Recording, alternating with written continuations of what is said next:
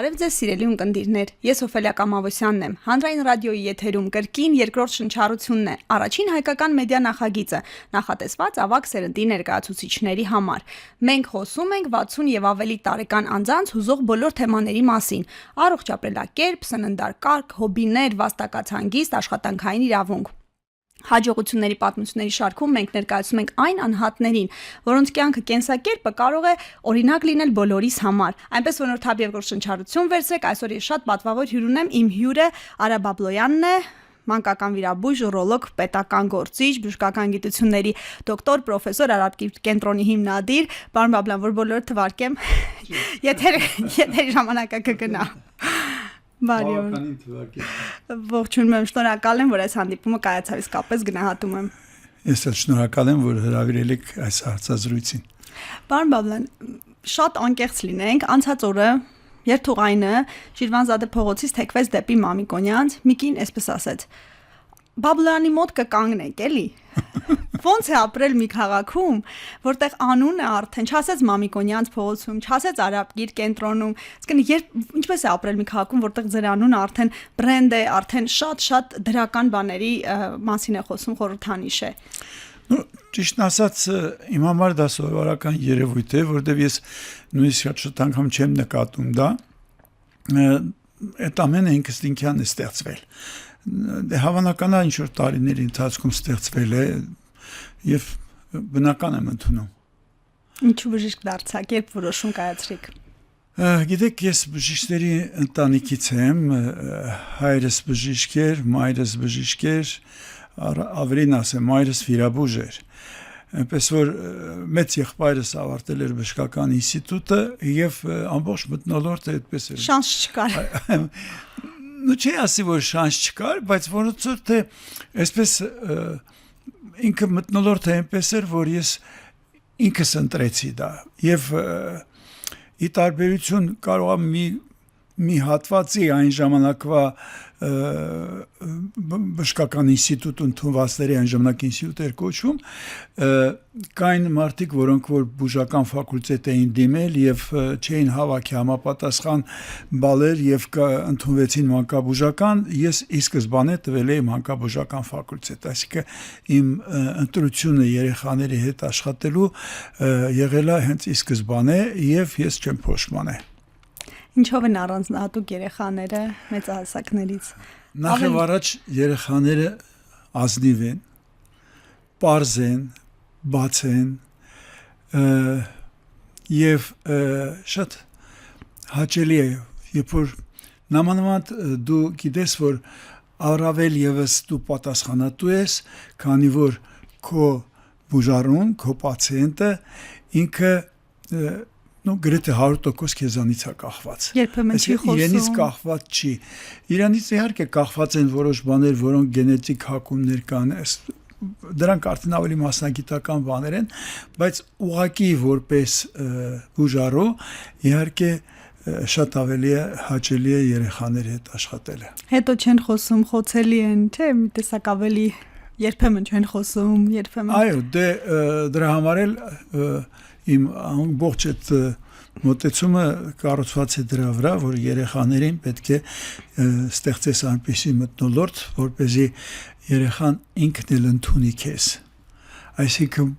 շատ անգամ ոչ թե ինքը քո մեջ տեսնի բժիշկ, ինքը տեսնի քո մեջ իրեն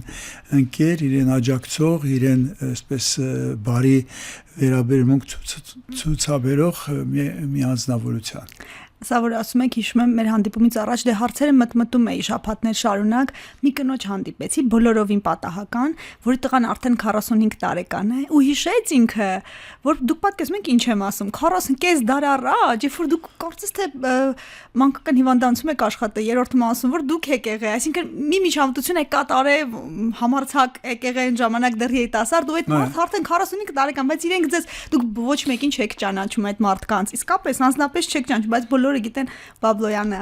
Այո, լինում է այդպես, որ ինձ մոտենում են, ասում են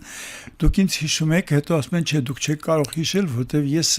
2 տարեկան էի, 3 տարեկան էի, բայց այդ ժամանակ որ իրանք հիմա մոտենում են, արդեն 30-40, ինչպես որ նշեցիք, տարեկան են, իհարկե,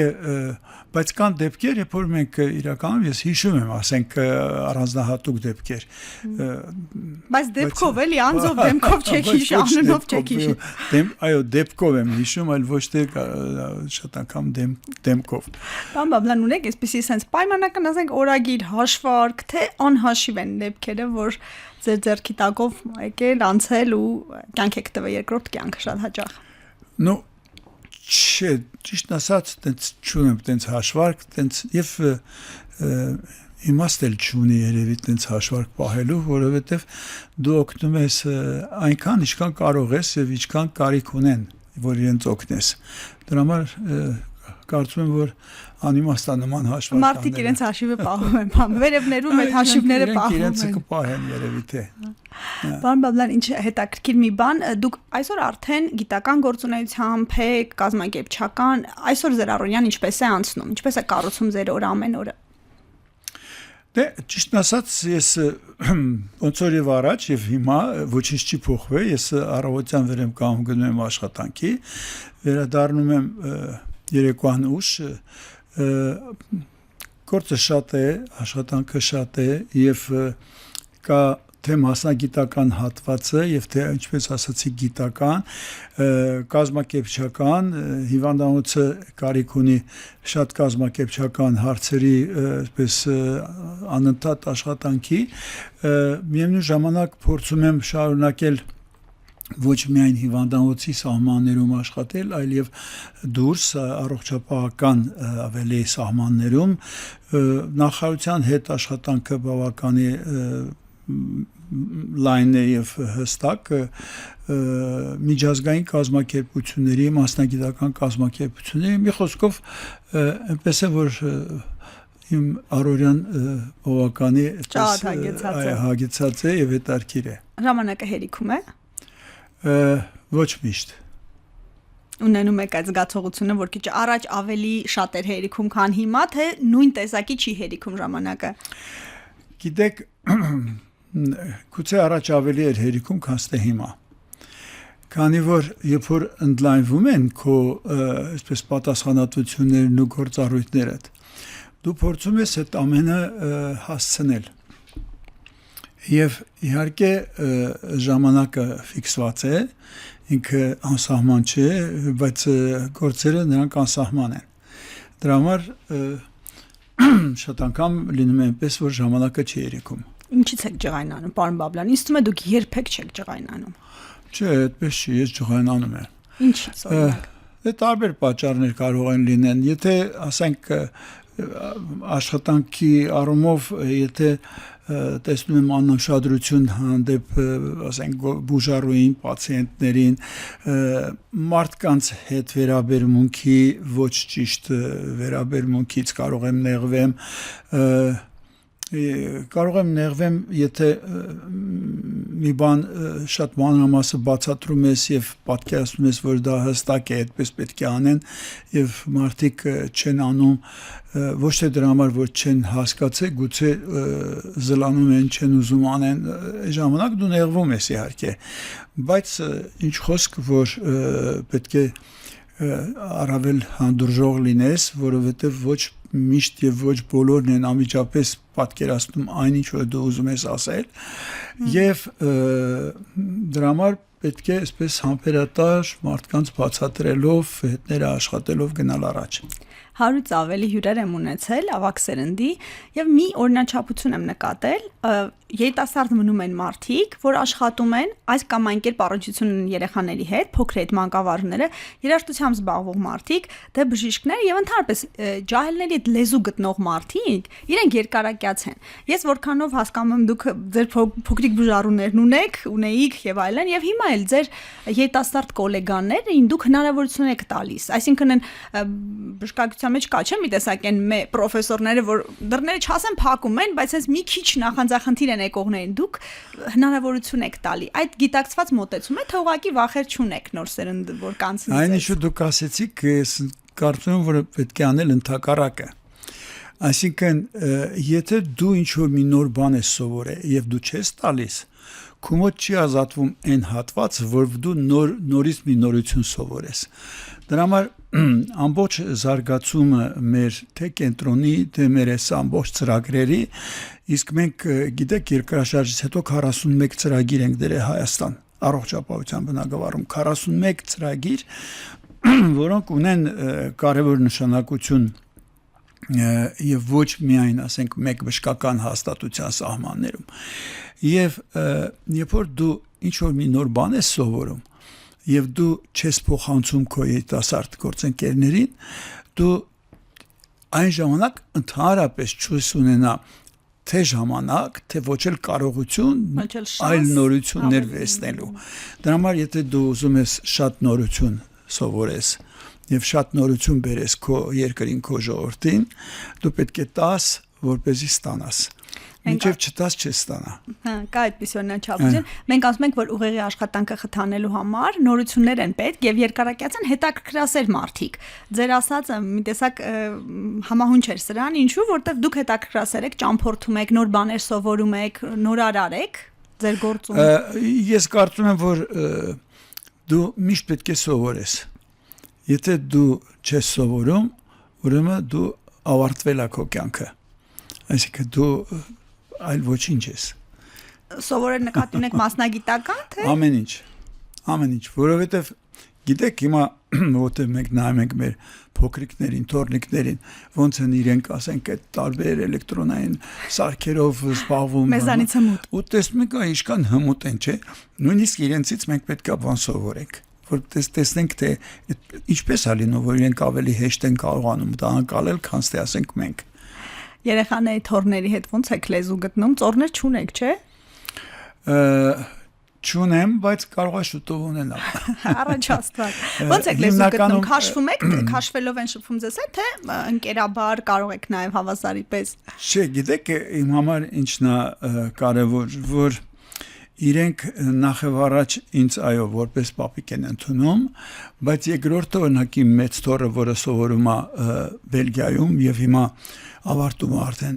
պաշտպանեց իրեն թեզը, դիպլոմը եւ շուտով արդեն հետ կգա ամսի 15-ին 5 տարի սովորելուց հետո եւ միանշանակ որոշել է, որ պետք է հետ վերադառնա Հայաստան, օրինակ ինքը ինձ ընդունում է որպես ընկեր եւ ինքը ավելի հաճախ իմ հետ կիսվում է, քան թե մինչև ծնողների հետ կկիսվի։ Սա շատ լավ ցուցիչ է, շատ լավ ցուցիչ է, ընկերներ եք, անջրպետ չկա։ Այդ էլ հետաքրքիր երիտասարդության։ Պարոն Բաբլյան, որ ժամանակը, ասենք հիպոթետիկ, հետ տալու հնարավորություն կար, մի 20-30 քանի տարի հետ կտայիք, որտեղից կփոխեիք ընթացքը ձեր կյանքի, ինչ-որ մի բան կփոխեիք, ասեք էլի։ Գուցե շատ բան չէի փոխի, բայց քանի որ ձեր հարցը այնքան հետաքրքիր է, անցած տարիների ընթացքում, ասենք 20 կամ 30 տարիների ընթացքում այնքան նոր բաներ ես սովորել ու տեսնում ես, որ դեռ այնքան էլ կա, որ կարելի է սովորել եւ ներդնել, որ ասում ես, այո, իհարկե, եթե նորից սկսեի, բայց չմոռանանք, որ ինչ որ մենք արել ենք, այդ ամենը այդ ժամանակը վերցրել է։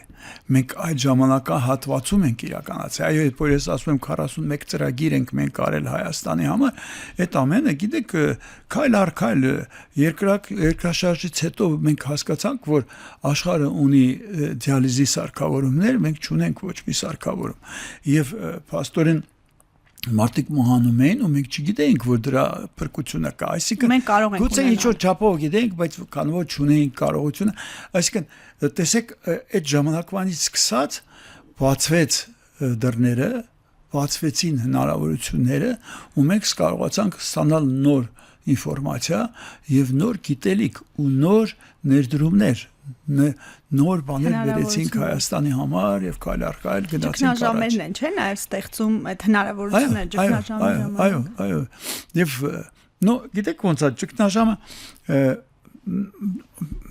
ինքը այդպես լայն եւ նեղ հասկացողություն է, ամեն պահին կա ճգնաժամ, եթե դու լուծում չես տվել։ Հենց որ դու տեսնում ես կա դժվարություն, դու լուծում ես տալի ու այդ ճգնաժամից դուրս ես գալիս։ Հեսա Պետք է կանխարգելել, թե այո, կարևորը կանխարգելելն է, որովհետեւ եթե ունես հնարավորություն հասկանալու թե ինչ խնդիր կարող ես ունենաս եւ կանխարգելես, դա շատ կարևոր է։ Այս լայն հասկացողություն է այդ ամեն ինչը։ իսկապես բան Եվ բժշկության մեջ եւ կյանքում ամեն ինչում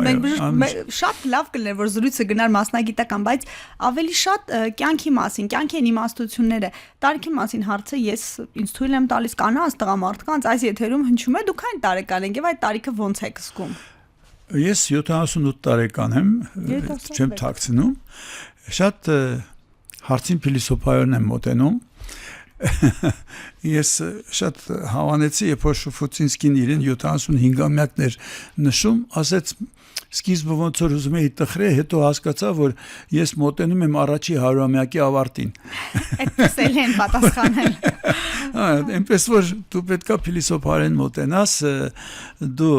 ապրում ես այնքան, ինչքան որ ապրում ես, ինչքան որ գործում ես, ինչքան որ պիտանի ես մարդկանց համար։ Ընդունված բան կա երկրորդ շնչառություն, որ մեր հաղորդումն էլ անուն ունի, լինում է մարդկանց կյանքում этап, որից հետո վերարժևորում է, լինում առողջական խնդիրն է պատճառը, լինում է այն, որ մասնագիտություն են փոխում, ձեր կյանքում երկրորդ շնչառություն վերցնելու ժամանակը եկել է, թե դուք դեռ մի թափով գնում եք այս առաջի հարյուրի մեջ։ Չէ, դեռ առաջի շնչառությունն է։ Կա իսկապես։ Բան բաբլան քաղաքականությունը ոչ մեկին չի խնայում, չասեք։ Քաղաքականության մեջ մտնել եւ դուրս գալ մազմաքուր, դուրս գալ նույնքան արժանապատիվ բոլոր չեն կարողան մարդիկ, դուք կարողացել եք։ Ինչպես։ Գիտեք, ճիշտն ասած, դուք երևի նկատում եք, ես հիմա քաղաքականությունով չեմ զբաղվում, որովհետեւ ես զբաղվեցի այնքան, ինչքան որ կարողացա, գնահատականը թոտան մյուսները, ես իրավունք չունեմ ինքս ինձ գնահատական տամ, եթե կարողանայի ել ավելի լավ ստեղծել իմ երկրի համար ինչ որ մի բան, հավանական է կմնայի քաղաքականության մեջ։ Եթե չեմ կարողացել, ես իմանում եմ այն, ինչ որ շատ ավելի լավ եմ անում։ Դրա համար պետք է անես այն, ինչ որ դու լավ ես անում։ Ստացվում է քաղաքականության մեջ էլ մի վնասի սկզբունքը աշխատում է։ Միանշանակ։ Եթե արդեն վնասում ես, տուն գնա։ Միանշանակ։ Չնայած ձեզ ասեմ, օրինակ, երբ որ ես նախարար էի առաջի կառավարությունը անկախ Հայաստանի, որտեղ մենք ունենք եւ միջանկյալ մի հատ կառավարություն, բայց երբ որ արդեն մենք անցկացրեցինք մեր ռեֆերենդումը եւ ունեցանք մեր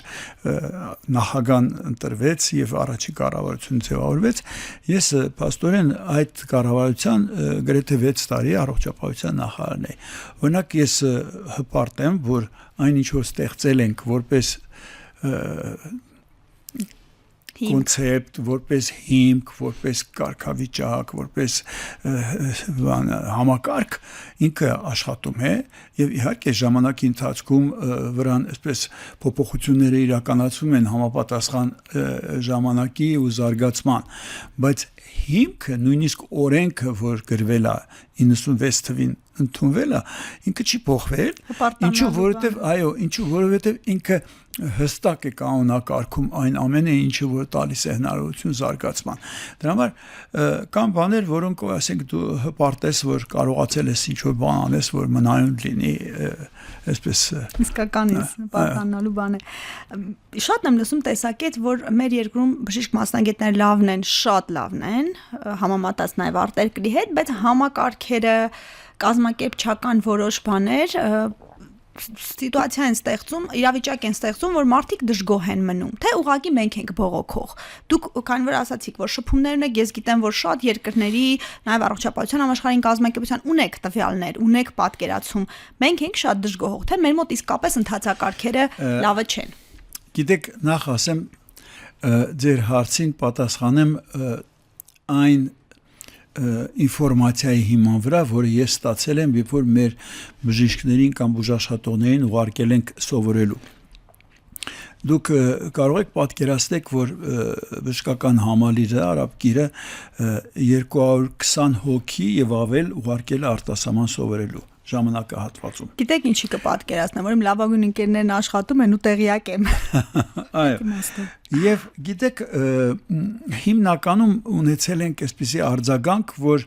այո, ձեր մոտից Հայաստանից եկած բժիշկները, բուժաշխատողները իրանք ավելի հեշտ են ընկալում, հեշտ են վերցնում։ Այդ մեզ համար հպարտություն է, որ իսկապես ազգովի մենք հեշտ ենք կարողանում վերցնենք։ Իհարկե ունենք եւ թերություններ, ոչ ենք կարող ինքնակառավարվել, դրա համար պետք է այսպես համակարգան ուժեղ լինի, որպեսզի կարողանանք հստակ գնանք առաջ, որտեվ այդ մարդիկ, ովքեր որ հեշտ են վերցնում, իրանք ավելի հեշտ ամեն մեկը կարծում է, որ ինքնավոր կա։ Դրա համար պետք է կարողանանք ճիշտ կազմակերպենք, որ ամեն մեկը իրեն տեղը գտնի, ճիշտ գնահատվի, այո, եւ կարողանանք համատեղ գնալ առաջ։ Այդ առումով պետք է ասեմ, որ առողջապահությունը Հայաստանում ինքը նույնիսկ գուցե մի քիչ կամ գուցե ասեմ բժշկությունը մի քիչ ավելի առաջ է, քան թե ունի երկրի հնարավորությունները կամ համախառն ներքին արդյունքը, որը ստեղծում է հնարավորություն քո բժշկական ծառայությունները կամ առողջապահությունը կազմակերպելու։ Ասեմ, որ ինքը որպես համակարգ հստակ է, մոտեցումները ճիշտ են, ուղղվածությունը ճիշտ է, ավելի կանխարգելիչ, ավելի այսպես ուղղված, որպեսզի մենք ավելի, գիտեք, տենց մի արտահայտություն կա cost effective, այսինքն այնտեղ են ներդրումներ անում, որոնք որ ծախսարդյունավետ են, որ ինքը ոչ թե մենք այսպես բիզնեսի առումով ենք ասում, որ հա չէ, ինքը ծախսարդյունավետ է, որպեսզի մաքսիմալ առողջ պահենք մեր բնակչությանը, որովհետև դեռ այն ժամանակվանից 90-ականների սկզբից ես միշտ ասել եմ կառավարությունում, որ մարդը քաղաքացին, առողջ քաղաքացին ինքնաշարժող ուժ է, ու եթե ինձ հարցնեք, թե որոնք են այն ամենակարևոր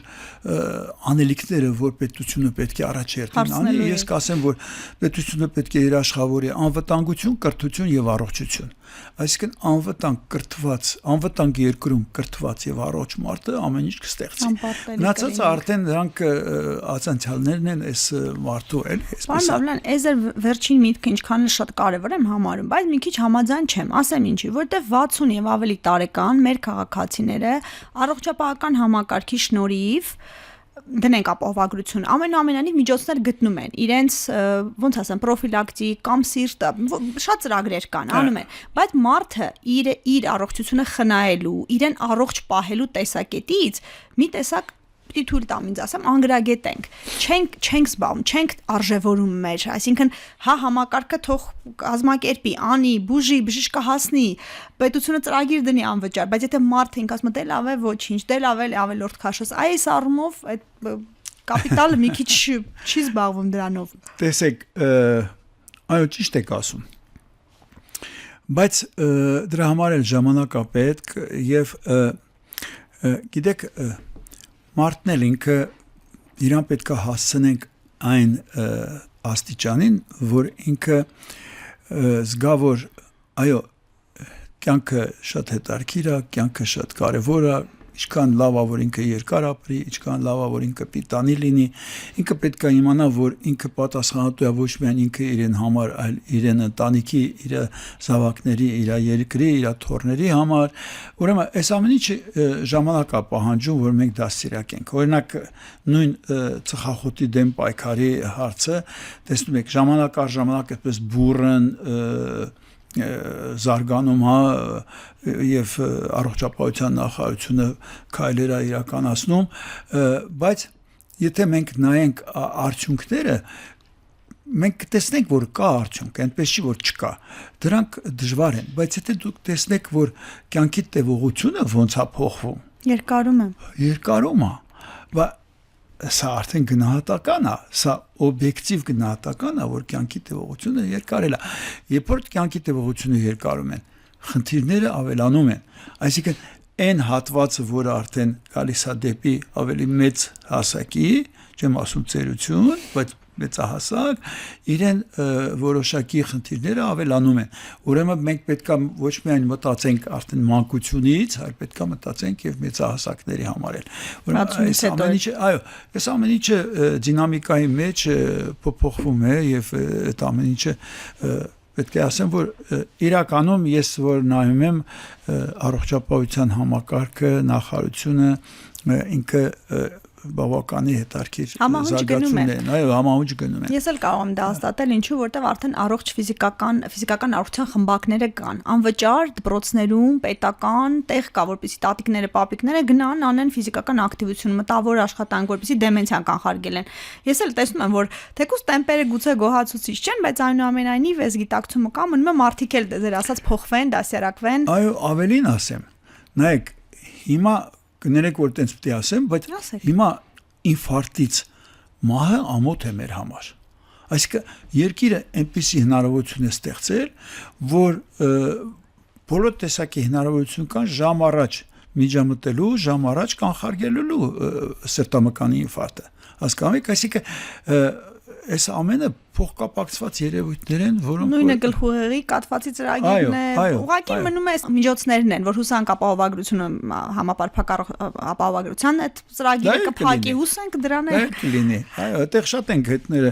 աշխատում, այսպես քննարկում, ինքը հեշտ չի, բայց արդեն ժամանակն է, որ մենք պետք է մտցնենք։ Հուսանք, սպասում ենք այն սաթոշակառուները, այդ խորթային սերունդը, որ աշխատել տվել են ու հիմա երբեմն փողի համար չեն գնում։ Դուք ասում եք համակարգը կա, բայց մարդիկ վճարունակ չեն, սա էլ կա։ Պարոն Բաբլամյան, ուրախ բաներից չխոսենք, տխուր բաներից։ Օրինակ ինձ համար հուսահատեցնող է, երբ որ մարդիկ, օրինակ շտապօգնության բժիշկներին, այս վերաբերմունքը որ ունենք, երբ որ գայսենք մարդկանց կրթության հարցը, բժիշկների հանդեպ ես իրենց կիսաստվածներ եմ ասում, եթերից էլ ասեմ, լավ բժիշկը կիսաստված է։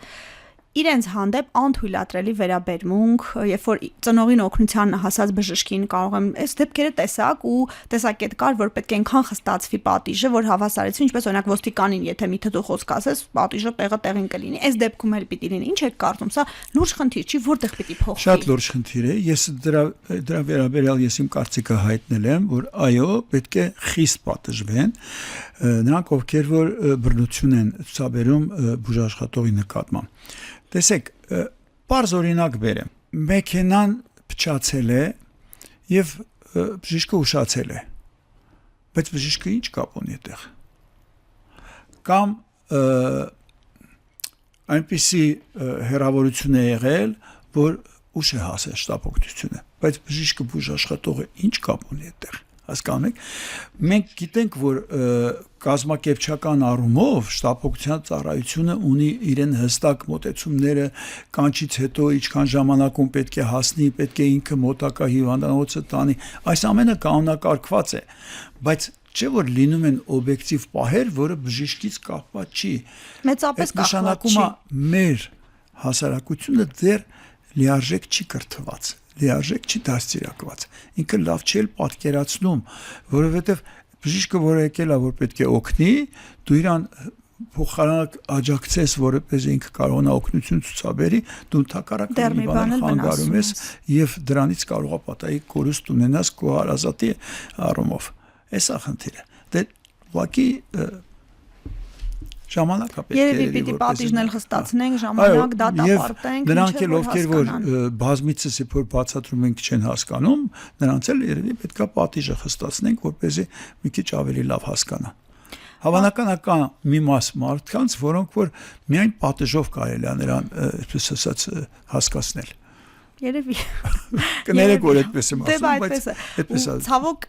այդ դեր ասած մասը պիտի չլինի գոնե 50+։ Կան տեսակարար կշիռը այդ ասած մասի կմեծանա։ Մեկ նկատում եմ բոլոր բժշկական կենտրոններում անվտանգության աշխատողներ կան, որը որ կարևոր է, բայց նաև հասկանում ես, որ բժիշկներն էլ պաշտպանված լինելու, այդքան նվիրման հետ պաշտպանված լինելու խնդիր ունեն ու այդ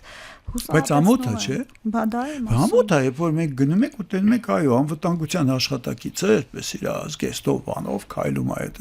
նշանակում է խնդիր կա դեռ երկրում։ Բայց մյուս կողմից, նայեք, ես ձեզ մի բան ասեմ։ Երբ որ Հայաստանը անկախություն ստացավ, եւ մենք երբ որ համեմատում ենք 15 հանրապետությունները, որոնք ստացան անկախություն, գիտեք, ամենաառաջինը Հայաստանում էր, որ բանդիտիզմը վերացավ, որ գիշերը կարող էին մարդիկ հանգիստ դուրս գային փողոց քայլեին։ Մենք այդ օրերը լավ ենք հիշում։ Իրականում ինքը անվտանգ երկիր է, անվտանգ հասարակություն է։ Ուրեմն կան բաներ, որոնք որ մեր հասարակությունը ընդունում է, կա բաներ, որ դեռ իրան հələ այնքան էլ հասկանալի չի։ Հավանական է երևի պետք է ավելի աշխատենք։ Քրեական ենթամշակույթը մտածելակերպի այս բաներն են։ Այո։ Պարոն Բաբլյան, sense մի բան եմ մտածել։ Միշտ եթե երեխաներից որևէ մեկը մի որևէ օր գա ու ասի, որ ես դառնում եմ բժիշկ, ես պետք է հարցնեմ ինչի, զավակս ինչու եւ դեմ եմ լինելու, որովհետեւ դա ամենադժվար գործն է։ Սպիտակ խալաթը հագնել, որովհետեւ ասացի ընկերներ ունեմ, հացի սեղանին կգրեն, տարբեր ժամերի կգրեն, ես էլ եմ այդ գրողներից, ուզում ասեմ, ինչն է մարդուն մոտիվացնում։ Հիմա դուք ասացիք այլընտրանք չունեիք, մի քիչ էլ ընտրեցիք, ինչու են դառնում բժիշկ, ինչու են այդ դժվար աշխատանքը անում ու անխոնջ անում են 12 ժամ վիրահատում են, հետո էլի վիրահատում են, հետո ինչն է մարդուն դրթում կարեկցանքի հետ ինչ էմպաթիայի բարձր մի բան է, որ մարդը որոշում է բժիշկ դառնալ։ Չի ասի, որ ես այլընտրանք չունեի, ես ունեի այլընտրանք, ես եւ մաթեմատիկայից լավ էի, ֆիզիկայից լավ էի, ուզում ասեմ, այնպես չէ, որ ես չէի կարող ուրիշ, ասեմ, եթե դու մաթեմատիկայից, ֆիզիկայից լավ ես, դու լավ բժիշկ ես դառնում, դա կարեւոր է իհարկե, ուղղակի խնդիրը նա է, որ եթե որևէ մեկը իմ թորնիկներից որոշի, որ ինքը ուզում է բժիշկ դառնա, ես միայն ուրախ կլինեմ եւ կաջակցեմ, որպեսզի ինքը ճիշտ բժիշկ դառնա։ Ինքը իրականում լավ բժիշկ դառնա, որովհետեւ դու պետք է լավ բժիշկ լինես։ Դու պետք է առաջերտին լավ մարդ լինես, մարդկանց հետ կարողանաս ճիշտ շփվես։ Սա նույնպես բժշկության մաս է կազմում։ Այո, սա նույնպես բժշկության մաս է կազմում։ Իսկ ինքնայրումը այդ որ կա էլի ամեն դեպքում դուք եք հիմա դուք կարող եք այդ բալանսը այնպես պահեք, որ այդ աշխատանքը ի վնաս ձեզ չլինի, ինչ որ պահից ի վնասան։ Միևնույն է, եթե մարդու քունը տանում է, բայց պիտի վիրահատի, ես չգիտեմ, կա շատ կոնֆորմիստական բան եմ ասում բժիշկներ, բայց հոգնած ես, սոված ես, ի վերջո 1000 հարց կոզմոս տուն գնաց քո ընտանիքի մոտ, բայց բերեցին հերթական հիվանդին ու չգիտեմ ոնց բացատրեմ ասելիքս։ Երբ դուք ասում եք հոգնած ես կամ ծանր աշխատանքը ոնց եք դուք զուգակցում հանգստի հետ, չէ՞։ Նայեք, երբ որ դու ինչ որ մի հարց կա որ պետք է անես, դու անհանգիստ ես, որովհետև դու դեռ հարցի լուծումը չես տվել։ Պացիենտի չես բուժել կամ այդ գործը չես արել։ Հենց որ դու անում ես, դու հանգստանում ես։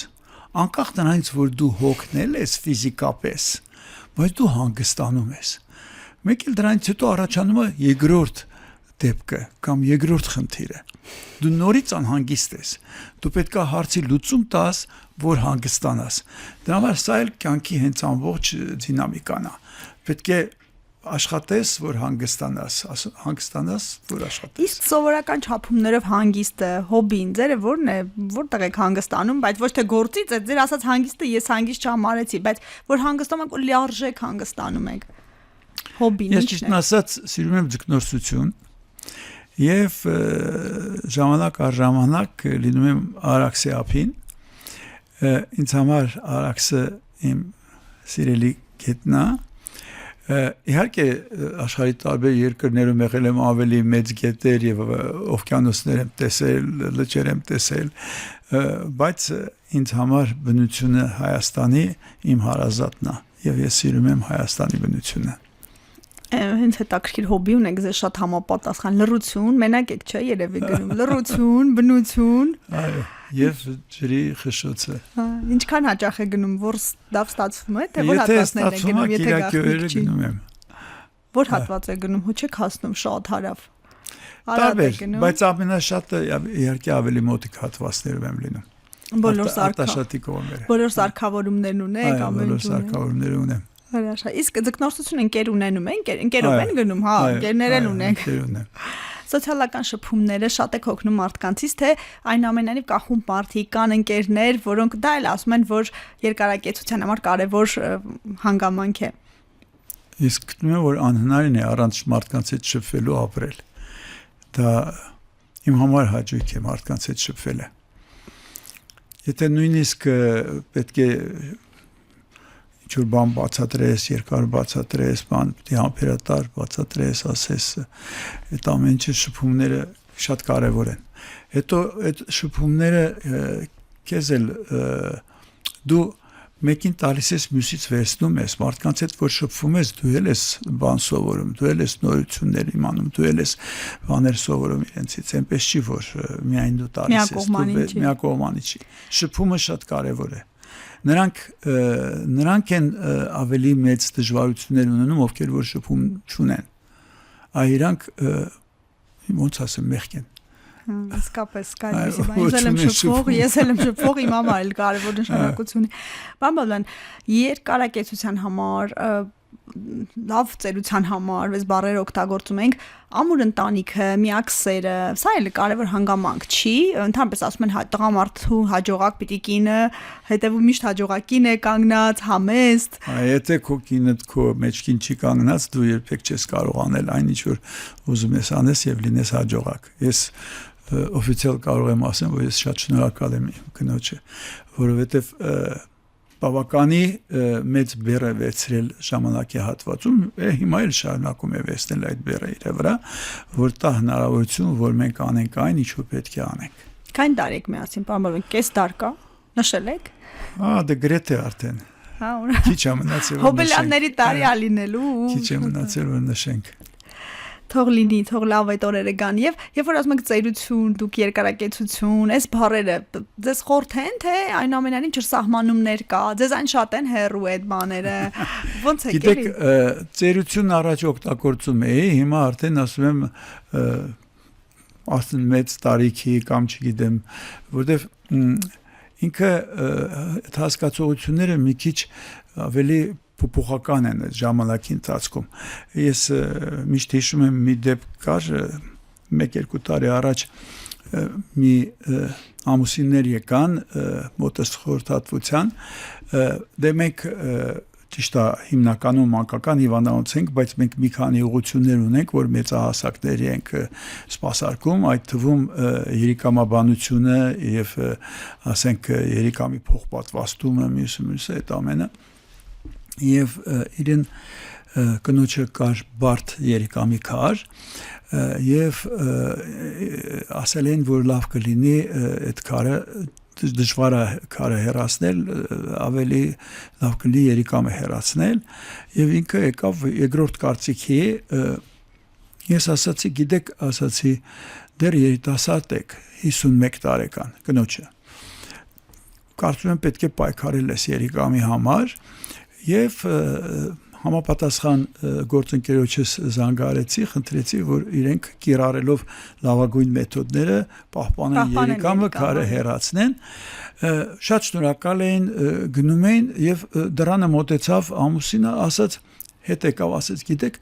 կրկնակի եմ շնորհակալ։ Ասացի, ասաց նախ որ մեզ խորհրդվեցիք, որ մենք պահպանենք երիկամը, երկրորդը որ ասացիք երիտասարդ եք 51 տարեկան, դե ասում 51 տարեկան դուք երիտասարդ եք, այսինքն գիտեք տարիքը դարել է հարաբերական, որովհետև իրականում դու այնքան ես երիտասարդ, ինչքան որ դու քեզ զգում ես երիտասարդ։ Այո, մեր բոլոր հյուրերն ասում են, մի պատմություն ես պատմեմ, Միկին Վարդենիսից ինձ զանգեց գյուղերի հարակից գյուղերի բնակիչներին հավաքել էր, կարող էր եղել ինքը ու կարել էր սովորեցնում, ասում էր որ իրենք փող աշխատան եւ պատերազմի ժամանակ էր հասկացել որ գյուղերում կարող չկա եւ հմտությունը հրաշալի գործեր էր անում, ասեց ուզում եմ գամ ձեզ հյուր, որպես ավակ սերնդի, հարցեցի ասի դուք քանի տարեկան եք, ասեց 68, ասի վայ բայց օպսո շատ ջահել եք, իրեն թվաց թե կատակ եմ անում, բայց իսկապես ինձ համար էլ 70, որտեվ ես տեսնում եմ մարդիկ 90-ում դահուկներով թենիս են խաղում, հետաքրքիր կյանք ունեն, աշխատանքային, մրցունակ են, բայց իրենք ծեր չեն։ Հա, ծեր չեն, հեսա, դրա համար ինքը այդ հասկացողությունները մի քիչ տերմինները փոխենք երեի։ Արաբկիրի մասին խոսեցիք, ձեր զավակն է, քանի տարի է, տարիները որ թվով նայեմ, կհանեմ, կասեմ, քանի տարեկան այնտեղ եւ այն 41 ծրագրերը, որ ասացիք, մեկը երիկամաբանությունն է, որոշ բաներ իհարկե գիտեմ, լսողության հետ կապված շատ առաջադեմ ծրագրեր տարնիշանակ, այլ որոնք են, որ կմատնանշեք։ Տեսեք, մենք 2005 թվականից սկսած ներդրեցինք սկրինինգային ծրագրերը նորածինների, որ ասենք, եթե երեխան ունի հիպոթիրեոզը, իսկ մենք ըստ մեր ստատիստիկայի ունենք 1050 մարդ խորը մտավոր հետամնացությամբ, ինքը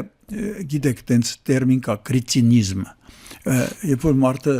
շատ դժվար է հասկանում, իրան ասում են կրիտին, հա, բայց կներեք, դա հիվանդություն է, դա ախտորոշում է, ու դա այդ ախտորոշումը հենց բնածին հիպոթիրեոզին է բնորոշ, այդ ժամանակ է տեղի ունենում այդ մտավոր հետամնացությունը։ Եվ մենք ներդրեցինք առաջի հենց այդ բնածին հիպոթիրեոզի առաջի սկրինինգային ծրագիրը ներդրեցինք եւ պետությունը փոքր ծախսով, իհարկե ինքը ծրագիրը մեծ ծախս է, ասենք 120 միլիոն դրամ է ծախսում բոլորին, որպես բոլոր նորածիններին, բայց ինքը կանխարգելում է 2 միլիարդ դրամ, բայց բացի նրանից, որ 120 միլիոն ծախսելով 2 միլիարդ է կանխարգելում, ինքը մարդու իրավունքն է պաշտպանում, այդ երեխան, որին դու հայտնաբերեցիր նորածին հասակում, եւ ամիսը 1000 դրամի դեղ է ստալի, փոխարինող այն նյութը, որը որ չունի ինքը օրգանիզմում, ինքը բացառապես առողջ է։ Եվ ինքը դպրոց է գնում, եւ որից մեկը չգիտի, որ ինքը ունի հիպոթիրեոզ, եւ ինքը դառնում է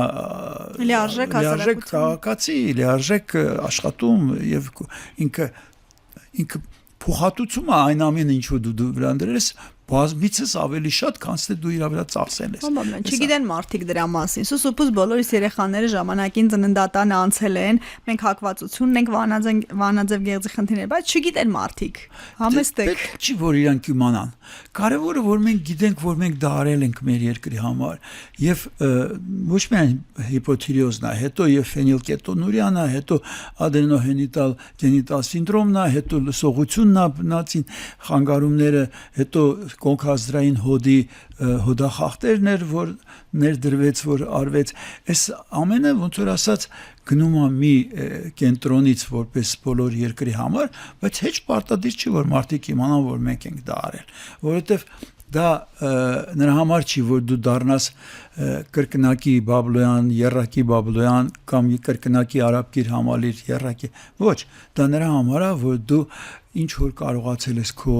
երկրին, քո ժողովրդին բերել, դնել, անել, դու այդ հաճույքը ստանաս, որ դու տեսնում ես այդ երեխաները առողջ են։ Ես գիտեմ ինչքանով որ ապրել եմ 44 տարի, գիտեմ որ այդ վերևներում այդ ամեն ինչը գրվում է, բանվաբլան, գիտեմ որ դուք հաճույք եք ստանում, դեռ ասած խնդիրը լուծեցի, հանգստացա, ոնց ասում եք, բայց իրականում այդ շատ շնորհակալ աշխատանք է, որ առաջիկայում ինչ մեծ խնդիրներ ունի, հավակնոտ խնդիրներ ունի Արաբկիրը։ Գիտեք, հիմա շատ մեծ ծրագիր են կանում նյարդաբանության եւ նյարդավիրաբուժության առումով, սա էպիլեպսիայի ծրագիրն է եւ ավելի քան 4000 պացիենտ ունենք մեր հսկողության տակ ու նրանք ովքեր որ ենթակա են դեղորայքային բուժման, միանշանակ մնում են դեղորայքային բուժման, նրանք ովքեր որ չեն պատասխանում, այսպես չեն ենթարկվում դեղորայքային բուժման, նրանց ցուցված է վիրահատություններ, հիմա այդ ծրագիրը դրված է արդեն հիմնական արդեն գնում է առաջ, բայց էլ ավելի դրանց բարդ ձևերը կան, որ շատ խորանիստ եւ շատ փոքր օջախ, որը կարող է առաջացնել եւ դա դու պետք է անես շատ այսպես ասացիք էլի միկրո միկրո այս բանի մակարդակի ինքը ստերեոտակտիկ այսպես բանը էգեի որը իրականացվում է օրերով, ժամերով, ասենք մի քանի օր պետք է էլեկտրոդները գլխի մեջ հետազոտեն, որպեսզի գտնեն, եւ ձեզ ասեմ, օրինակ մենք ունեցանք դեպք, որ ասենք Ղազախստանում երեխան վիրահատվել էր եւ արդյունք չէր ստացել, ստիպված եկան այստեղ եւ մենք այդ 6 օրվա հետազոտությունը արեցինք, մի քանի անգամ եկավ երեխան, հետո արվեց աբլացիա եւ երեխան այլ չունի նոպաներ։ Այսինքն էսի մեզ համար հպարտություն է, բայց հիմա այդ ուղղությունը տնտեսությունը ել ավելի է խորանում եւ իրականացվում է, ասենք, այս շարժողական խնդիրների մարդկանց այդ ավելի մեծահասակներին բանը, երբ որ Պարկինսոնի հիվանդությունը կա, այս ուղղությունն է արդեն զարգանում, միևնույն ժամանակ ասենք թե շնչառական բժշկության առումով եւ ալերգոլոգիայի առումով բրոնխիալ ասթմայի ծրագիրն ենք հիմա մենք իրականացնում եւ գնում ենք ապակենտրոնացման, որպեսզի մարդիկ պարզ մեթոդները իրականացնելու համար չգան հասնեն Երևան, որտեղ դա էլ ծախսա մարդկանց համար ու շատ անգամ այդ ծախսը չեն կարողանում իրականացնել կամ ժամանակը չեն կարողանում գտնեն երեխային բերեն եւ երեխան տուժում է, երբ որ տեղում դու այդ ամենը կազմակերպես, իրենք արդեն տեղում կարող են դա ստանան, օրինակ էլի նմանատիպ մի ծրագիր արեցինք, մենք վերջերս կառուցեցինք Մեղրիում մանկական վերականգնողական կենտրոնը, ժամանակին մենք դրանք կառուցում էինք Արաբկիրի կազմում, հիմա մենք ընդհանրապես հասկացանք, որ երբ որ դու չպետք է կառուցես Արաբկիրի կազմում, որովհետև մարդկանց թվում է թե քեզ է պետք, որ դու շատ ունենաս կենտրոններ։ Դա համար մենք հիմա պետական բժշկական այդ հաստատությունների կազմում ենք անում, ուղղակի օգնում ենք ստեղծվի եւ դուք պատկերացնում եք, ասենք Մեղրիից պետքա գային հասնեին Երևան կամ պիտի գնային, ասենք Ղափան, նույնիսկ Ղափան գնալը Մեղրիից դժվար է, որովհետև դեռ այդ ճանապարհները այնպեսի չեն, որպեսզի իսկ այդ երեխաները, ասենք շաբաթը մի քանի անգամ տարիների կարիք ունեն, որ հետները աշխատեն եւ երբ որ մենք դա ստեղծում էինք, նույնիսկ իրենք տեղի բուժաշխատողները չէին պատկերացնում, թե ինչքան շատ դրա կարիք ունեցողներ կան։ Եվ շատ անգամ ընտանիքները թողում էին Մեղրին, որովհետև չկա նման ծառայություններ եւ Մեղրին պակասում էր բնակչության թիվը։ Եթե դուք նայեք, իրականում դա մտահոգիչ չէր մեր համար։ Հիմա մենք դա այդ ամենը ստեղծեցինք այնտեղ։ Արաքսի շուրջ ամուր եք, պարոն Բաբլյան, Արաքսի այդ հովիտը։ Այո։ Դա է ասում։ Բժիշկին ոնց շնորհակալություն հայտնենք։ Օրինակ, ոնց մեր տեղամասային բժիշկներին, մեզ վիրահատած, մեզ այդ իմ ասած կիսաստվածներն, այն սովորական քաղցրը բան, այս մասը ոնց հայտնենք, որ բժիշկին ոնց շնորհակալություն ասես, որ քո սիրտն էլ հովանա, մտածես ինքն է հասա։ Կատակ են ամ չասում են այդ խմիչքներն են միշտ տանում, մարդիկ շոկոլադ են տամի ձև պիտի շնորհակալություն հայտնեն։ Ոնց հայտնենք բժիշկներին շնորհակալություն։ Գիտեք, ես կարծում եմ առաջի շնորհակալությունը բժիշկի համար, երբ որ իր պացիենտը լավանում է։ Եվ եթե ինքը գիտի, որ պացիենտը լավ է, եւ նույն իր պացիենտը կամ եթե դա երեխա է, պացիենտի հարազատը մի հատ այսպես լիաթոք ասում է բժիշկ, շատ շնորհակալ եմ։ Դրանից ավել բան չկա։ Տեղ հասնում է, չէ՞։ Միանշանակ, դա ամենակարևորն է, որ դու գիտես, որ դու տվեցիր կյանք, դու տվեցիր առողջություն։ Դրանից ավելի շնորհակալություն չկա։ Իհարկե, մենք կազմակերպիչներս պետք է մտածենք, որ իսկ ինչպես հատուցել, որպեսզի մարդը պատշաճ աշխատավարձ ստանա, չլքի երկիրը մնա այստեղի քաղաքացիներին սպասարկի։ Բայց դա կազմակերպիչների հարցն է, ոչ։ Սա մեր խնդիրն է, կազմակերպիչների խնդիրն է։ Բժիշկի խնդիրը ինքը անհոգ լինի, լավ արծաթրված լինի, լավ պայմաններ ստեղծված լինեն, որպեսզի ինքը միայն մտածի իր պացիենտի բուժարոյի առողջության մասին։ Այսքան բան։ Ասացինք բժիշկը ինչի կարիք ունի, իսկ մեծահասակ մարդը կամ ընդհանրապես վաստակ ունեցող մարդը մեր երկրում ինչ է պետք մարդուն, երբ որ այսպես տվել է, տալիս է, ինչի կարիք ունի, ամենաշատը ինչը կուրախացնի մարդուն։ Ունենա հնարավորություն շարունակել տալ։ Այո։ Հրաշալի է ասված, որովհետև մենք էլ ականատես ենք լինում մարդիկ, որ մեծ ուժ ունեն, ներուժ ունեն, ինչ որ մի պահից իրենք այդ հնարավորությունը չեն ունի եւ դա խորհրդատվական ձևով, որևէ ձևով։ Այո, տեսեք, ասենք, եթե դա կախված է բժիշկից, եթե մենք կարողանանք իրան աջակցենք, որ ինքը կարողանա շարունակի իրեն գործունեությունը, շացավ։ Եվ մնացածը իրանից է կախված, եթե ինքը ուզում է, ինքը պետք է տա, ինքը պետք է անի, պետք է աշխատի։ Եթե չաշխատեց կհոգնի։ Այո։ Բոլոր դեպքերում ենք ասում են կոմպոզիտորներն էլ, բժիշկներն էլ, բոլորն էլ, ուսուցիչներն էլ ասում են նախար այդ գիտելիքը, այդ փորձը պիտի տամ, եթե ես չունեմ այդ հնարավորությունը, հաճախ մարդկանց թոշակի մոտ ազատում են աշխատանքից կամ հետո օրենքն էլ փոխվեց, հիմա բոլորին հնարավորություն տալ, մինչև այն օրը որ տալու բան ունի, տա մինչև վերջան Գիտեք, մնացող։ շատ կարևոր հարց բարձրացրեցիք։ Այդ սերնդափոխությունը պետք է կարողանաս մի կողմից մարդիկ այլ հասել այն ինչ-որ տարիքի ինքը պետք է կարողանա զիջի երիտասարդին, բայց դու էլ պետք է կարողանաս որպես կազմակերպիչ ստեղծես այն պայմանները, որ այդ մարդը շարունակի իրեն գործունեությունը այն մասով, որ մասով դեռ ինքը պիտանի հասարակությանը կամ այդ հաստատությանը կամ այդ գործին։ Այս շատ նուրբ ու շատ կարևոր հարց է։ Կարծում եմ հիմա դրա գիտակցումը գոնե կա արդեն։ Այո։ Շնորհակալություն, պարոն Բաբլեն, կա մի բան, որ չեմ հարցրել, որ կուզեիք ասեիք, որ մոռացա, որ Ամեն դեպքում ես կարծում եմ, որ մեզ պետքա որ մենք կարողանանք մեր երկիրը պահենք, պահպանենք, սիրենք մեր երկիրը, սիրենք մեր ժողովրդին, հարգենք մեկս մյուսին։ Եվ մենք մեր ազգը դժվար ճանապարհ անցել։ Դարեր ի վերջ ունեցել ենք խնդիրներ։ Դարեր ի վեր։ Եվ կարծում եմ, որ ժամանակն է, որ ոնց ասեմ, խելքի գանք։ Մի քիչ ավելի խելացի լինենք։ խելքի գանք ինչ անենք։ Նայեք, թող ամեն մարդ իրեն աշխատանքա տեղում, իրեն գործի մեջ, իրեն գործնեության մեջ մտածի ինչ կարող է անել, որ ել ավելի լավ անի, ել ավելի շատ անի։ Ինչքան մենք շատ անենք, այնքան մենք առաջ կտանենք մեր երկիրը։ Էսա ամեն մարդ իր գործը անի։ Պետք չի որ ինքը կարծի, որ ուրիշի տեղ ինքը ավելի լավ կաներ։ Դու ինքը իր գործն անի ու շատ են ասել դա, իսկապես այդպես է։ Շնորհակալություն, թող ամեն ինչ լավ լինի։ Շնորհակալ եմ, որ եկաք, որ զրույց ստացվեց։ Ես էլ եմ շնորհակալ։ Ակտիվ եղեք, լսեք մեզ Հանրային ռադիոյի amradio.am կայքում, դիտեք հաղորդումը։ Բաժանորդագրվեք Երկրորդ շնչառության YouTube-ի ալիքին, գտեք մեզ TikTok-ում, Instagram-ում, Facebook-ում, գրեք ձեզ ուզող հարցերի մասին։ Մենք դրանց անպայման կանդրադառնանք հաջորդ թիվ։ Առողջ ու երկար կյանք եմ մաղթում։